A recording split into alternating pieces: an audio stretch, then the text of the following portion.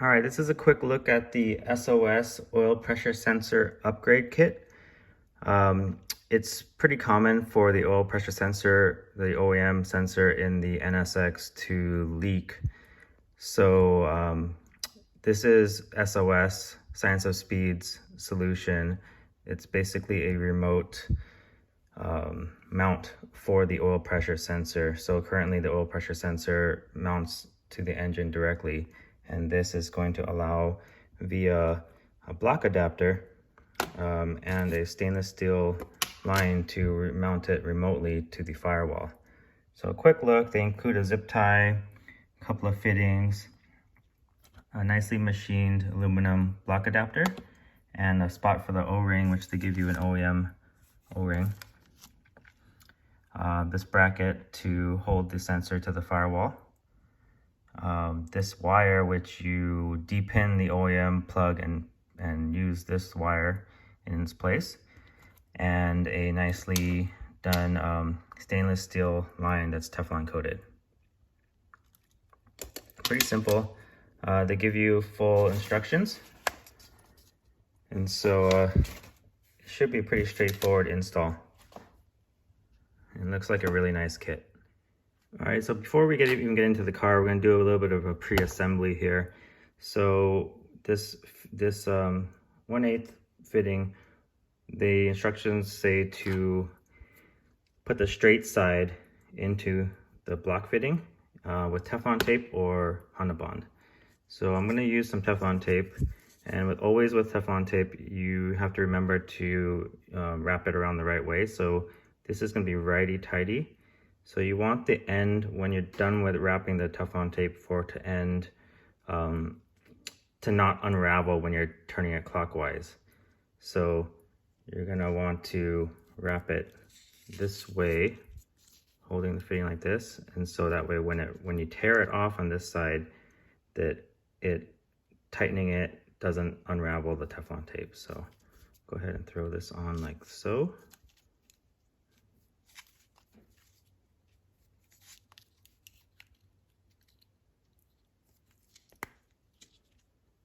So here you can see the end of the Teflon tape's right there.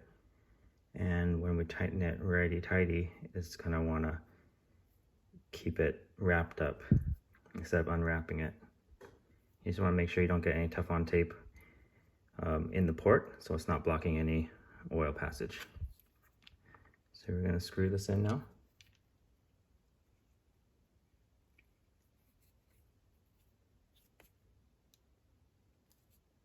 So it looks like this is an 11mm. So it's aluminum, so we don't want to screw it in too tight. Okay. They don't include any torque spec for this fitting, but you just want to have a good feel for how tight you want this to be. Aluminum, you can strip out easily, and the sealing is going to be done by Teflon tape. It's also going to depend on how much Teflon tape you put in. So it's pretty snug right here. Shouldn't leak. Okay, first step is to unbolt the overflow tank and just set it aside. So in order to remove this, I'm going to disconnect these hoses from this bracket. And my hoses are a little old, so I'm using this pliers with rubber grips on it that I made to squeeze it a little bit and pull it up, like so. Trying to be very careful because it's mounted to the plastic tank, which I don't want to crack.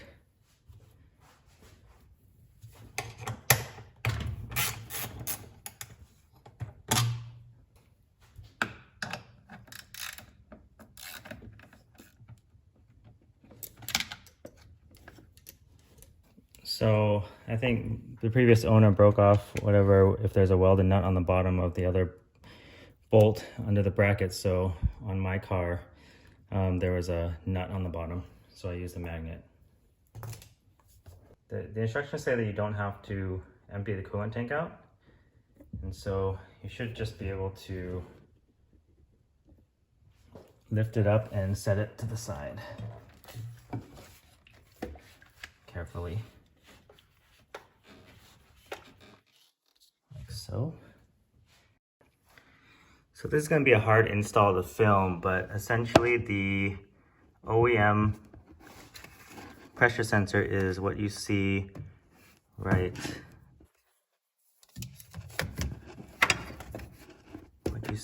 here. This rubber cap that I'm pointing to right here, that this blue wire is coming out of, that I'm touching right now, that is the stock. So zooming in, the stock sensor is this piece with the rubber mushroom looking cap over it. That's the cap that we're going to have to take off of the OEM sensor and put onto the sensor that SOS provided.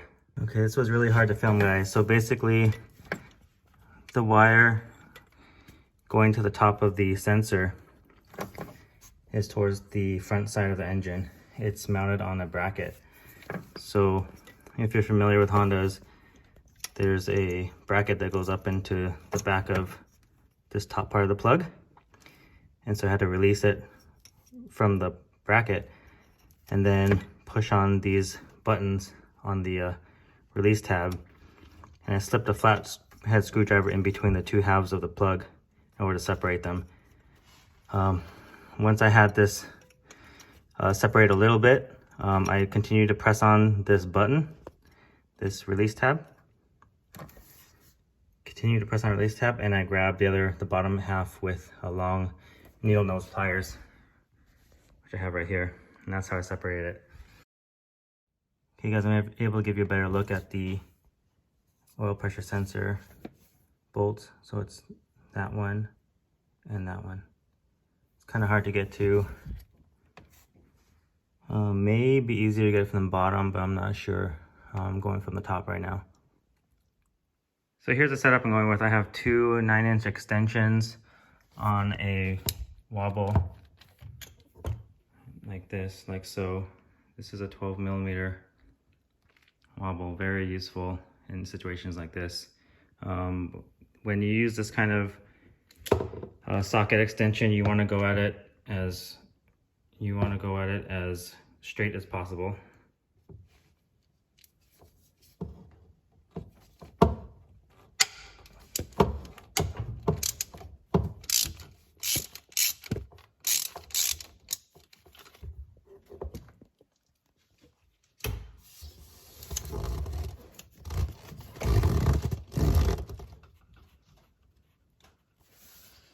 Pretty long bolt. Always good to have a magnet.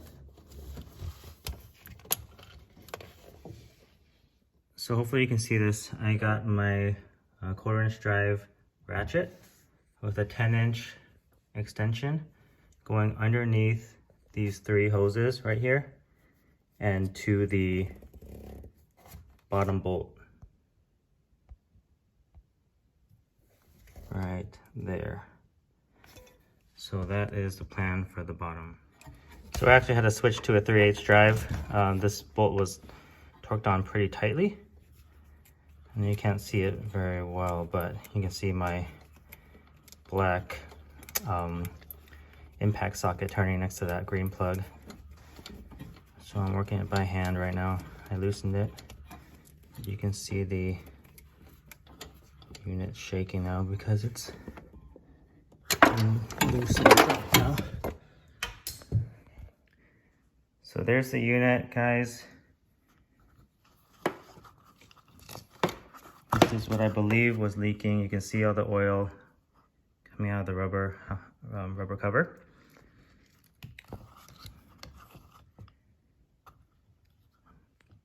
So you can see on the engine where the oil pressure sensor was attached, it's leaking oil now. So I just put a paper towel below that. It's gonna soak through that pretty quickly, but what can you do? All right, so we're back on the bench. We have the OEM sensor right here. So we have to reuse this rubber covering, and as you can see, it's right up on this wire. So they say to release it, and you're gonna have to depin this anyway and release it. So you could do that, but this cover is gonna have to go on this new unit anyway, so you have to cut a hole the size of this piece right here in order to get it on the new unit anyway. So you might as well cut that hole and be able to take it off that way. And so actually, they provide a OEM, another wire, so you could probably cut the OEM one if you wanted to. I'm not going to. They say to depin this, you know, we're gonna have to reuse this plug, so I'm gonna try to depin it and see if I can just pull it through the rubber grommet. Okay, so the instructions say to just pull on this white plug with your pliers. It wasn't coming out so easily when I was trying it, and I didn't want to break the tip of this piece protruding out. So I heated it up with a heat gun. So what I did was I heated this piece up, the plastic and the insides and on the outsides as well with a heat gun. Just because I didn't want this, you know, we have to reuse this plug, and I didn't want any of the sides, any of the structure that's going to help it plug in to crack. So once I heated it up, the plastic's more pliable. Again, this is 30-year-old plastic, and then this piece was able to come out. So after that, you need to release this pin above there's a plastic hook above this pin that you need to release. So you want to grab your pick. I have a straight pick right here. I'm going to hold the wire. I'm going to hold the wires with my back two fingers, and so I can pull away from the plug as I lift up on this. You see this piece getting pulled up? See this piece getting pulled up? I'm going to pull the wire out.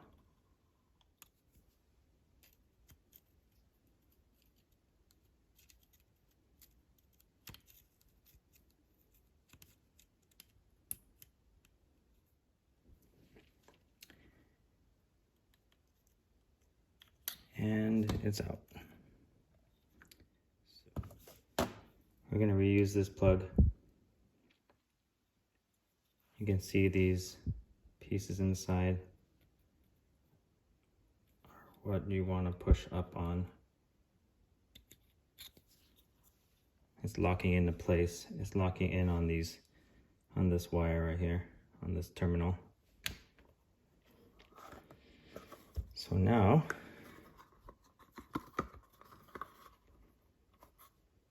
I can try to cut this. So pretty much this diameter, this top circle right here. Let's cut a little bit. The SOS instructions show just a little bit smaller than this diameter right here, so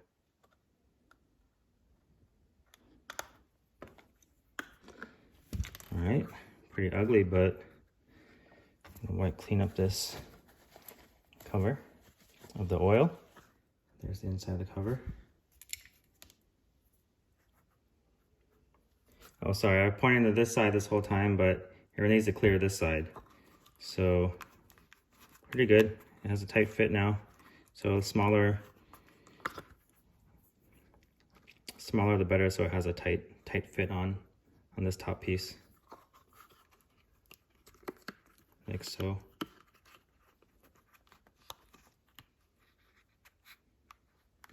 Something like that.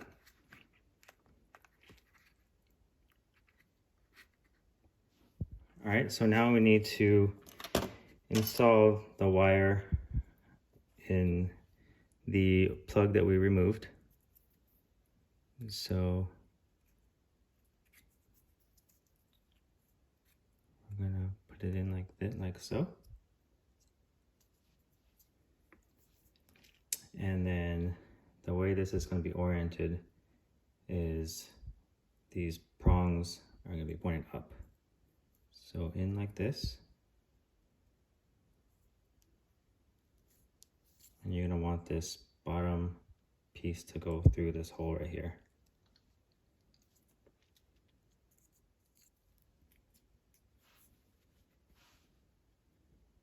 It's hard because there's nothing to grab onto.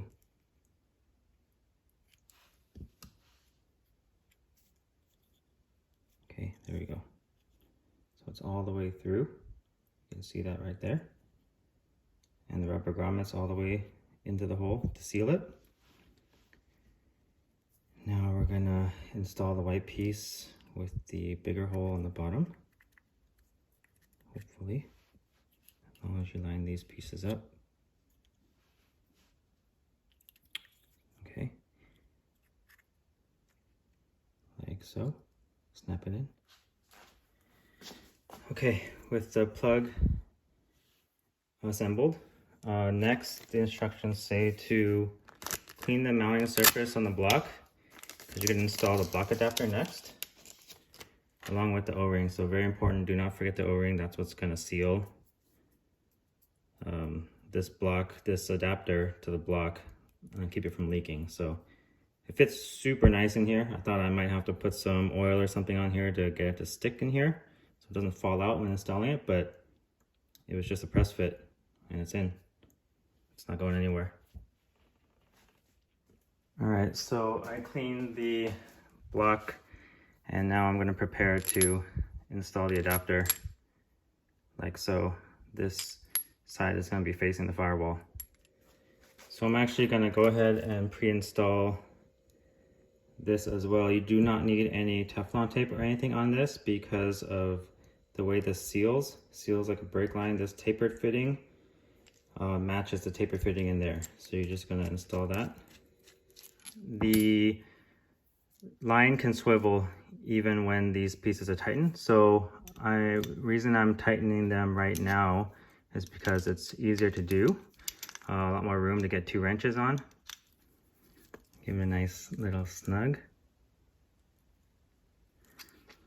And due to this curve I'm holding the wire and fishing this through the side, through the firewall side, in order to hold it and put the bolts in since it's very tight in there. So before I forget to show you guys, this is the bracket that the stock sensor was mounted to. So this is the kind of bracket that the stock sensor was mounted to, like this. I removed it since you're going to when you remote mount this to the firewall, this plug isn't long enough to mount back up to this bracket. So this bracket was just getting in the way when trying to install the block adapter. All right, so might be kind of hard to see. The light's kind of bright, but right there I have the top bolt mounted up loosely to the adapter. I was able to just squeeze my hand in there after releasing all these wires and plugs from their respective brackets. Once I got that out of the way, I can reach my hand through there and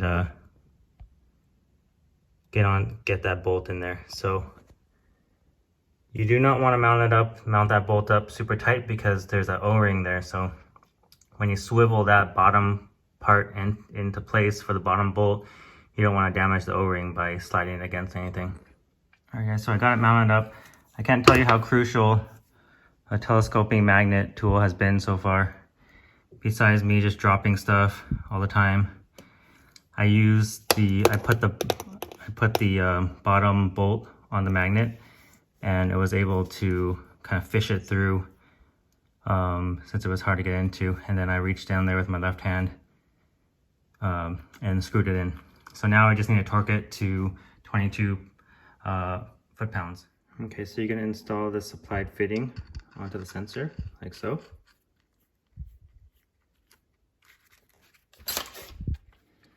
So the sensor has, I don't know what size that is. It's a loose 15, but a 14 doesn't fit on there. So 15 on the sensor side, 14 on the fitting side, a tight 14.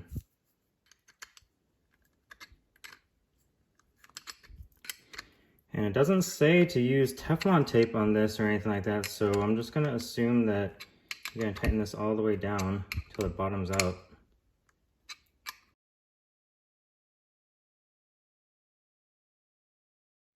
And then next, you take the supply bracket, put it on there, and you're going to mount this between the coolant overflow and the firewall. So the instructions actually say to mount this between the bracket and the coolant tank, which would put it here. But as you can see from this, if we're right up against here, it's not going to fit. So, and the instructions have an aftermarket tank, so I'm gonna say it needs to go right there between the firewall and the coolant overflow bracket. So we're gonna mount it up like this. This is gonna be very hard. This bracket that's applied is really doesn't want to close up, so it's gonna be a struggle.